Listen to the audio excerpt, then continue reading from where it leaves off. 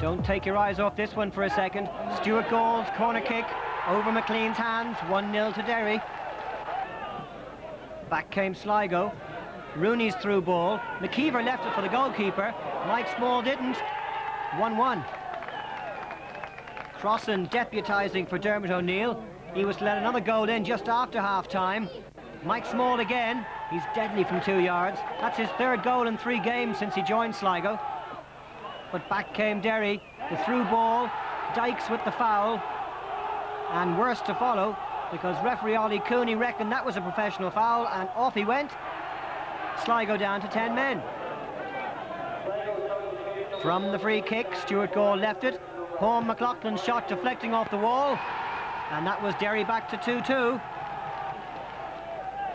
And it wasn't the end of the red cards either. Anand and Pascal Vodafkan having a little bit of a tussle, and the punch being thrown by Vodafkan didn't look like it made contact.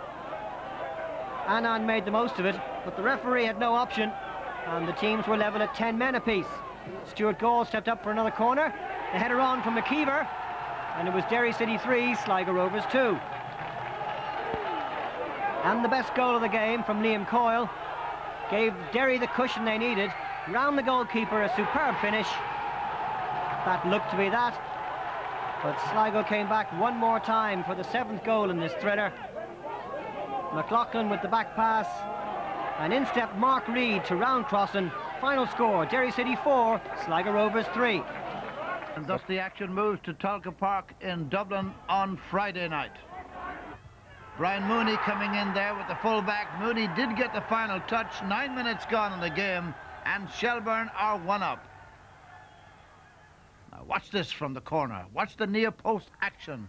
Laurie Sanchez got a knock onto it, and it's in the net. Did it come off Vinnie Arkins? It's academic. Sanchez doing a great job at organising Sligo, and he's going to have to do it more now, because at this stage Jerry Carr sees the red card for what was apparently a punch on Vinnie Arkins in retaliation for what looked like a little bit of a kick. But it meant that Sligo Rovers were a man down, but about to repair that. John Kenny slipping it across to the unmarked Mike Small.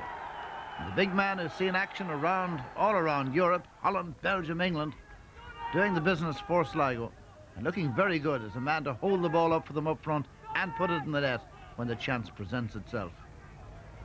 Chance here at the other side for Mark McLean to do his business in the Sligo goal. Sligo, a goal down after 9 minutes, a man down after 36 minutes.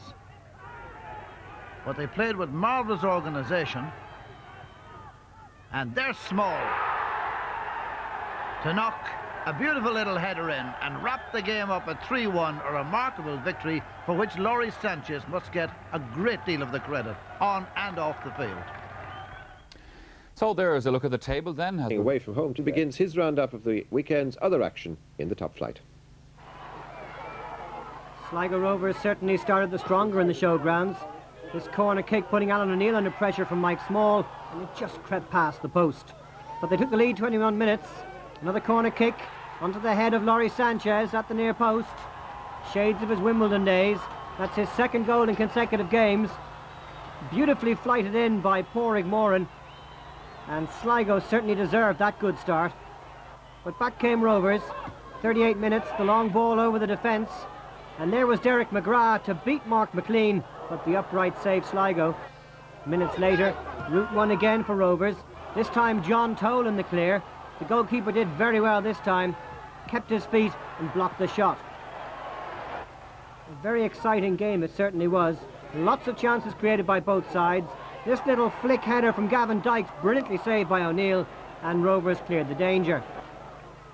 Into the second half. Toll and Tracy setting up McGrath. The cross shot parried by the keeper, and there was Mark Reid to clear at the far post. And then Rovers just one more chance. O'Dowd's through ball, McGrath in the clear, and the keeper got down well. 1-0 to Sligo. In the first half, their neat, direct football more suited to the conditions. Mike Small went close on 21 minutes. But generally, the game was poor with few chances to trouble either goalkeeper. Tom McNulty on the run here, and it was Will Hasey who robbed him. And he set John Kenny free. His cross, though, well dealt with by the Dundalk defence. Richie Purdy and then Ken DeMond clearing the danger. But defences were on top for most of the 90 minutes, and it took 33 minutes for the first shot on target. It was Sligo Rovers player manager Laurie Sanchez who made the opening for Mark Reid, but his shot was well saved by Eddie Van Boxtel. Sligo definitely getting on top towards the end of the half, and the ball broke for John Kenny, and when he set up Sanchez, his 38th minute cross behind the defence picked out Robert Brunton, and what a finish! A really well finished goal that was no more than Sligo deserved. The pass from Sanchez was inch perfect, and there was Brunton for his first goal of the season. But throughout the game, it was the player manager who controlled things for Sligo, and in the second half, credit to Dundalk, who certainly upped a gear as they went looking for the equaliser. Willie Hasty's foul there on Ken DeMange gave Dundalk a free kick.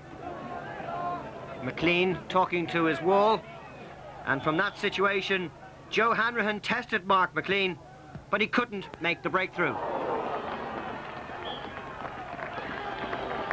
A good crowd in Oriel Park, and with 7 minutes left they should have seen Sligo secure the points. Small held it up well, and when Brunton's cross was only half cleared by John Cody, Laurie Sanchez was onto it quickly, showed great vision to set up John Kenny, but he missed the target, and the goal was at his mercy. Sligo were to rue that missed opportunity minutes later, because with 3 minutes to go, Tom McNulty's throw-in caused problems in the defence. Purdy shot off the bar, and Stephen Kelly was there to finish it off and earn Dundalk a point to keep their 11-match unbeaten record alive. Great skill this by Purdy, the shot with his weaker left foot, and Kelly reacted quickest to put Dundalk back in the game. Mark McLean had no chance, and Dermot Keely's reaction was a typically honest assessment of his side's performance. Sligo played very well the first half, and deservedly went in 1-0 up, I think. And they decided to come out and keep it in the second half. And in all fairness, I thought we weren't going to get it. But we threw everything forward, we tried our very best, and probably got what we deserved in the end of the day. But I said it during the week, Sligo are a good side, and they're going to cause a lot of problems to a lot of teams. You're a big physical side, and tonight we saw one of the first winter pitches of the season. Do you think that's going to stand to you? I would hope so. I mean, as you say, we've come here, the pitch is heavy, the ball was dead. We defended well. I mean, I think our goalkeepers had two things to do. One of them was off the free kick, and the second one was the goal. We will do well in the winter, yeah. As you say, we're a big, strong side. We're going to do well in the winter. I understand the pitch is cut up quite badly in Ireland with all the rain and such like, and teams that pass, perhaps like Shamrock, will struggle a little bit in the harder conditions. I really would have set for 5th or 6th in the league this year. I think it would have been a good achievement. To be where we are, I think, speaks volumes for the players and for their efforts. So we're here now, so it's a matter of maintaining our effort and discipline, and we'll see what happens. Round up now in the showgrounds, where Sligo Rovers took on a reluctant Cork City.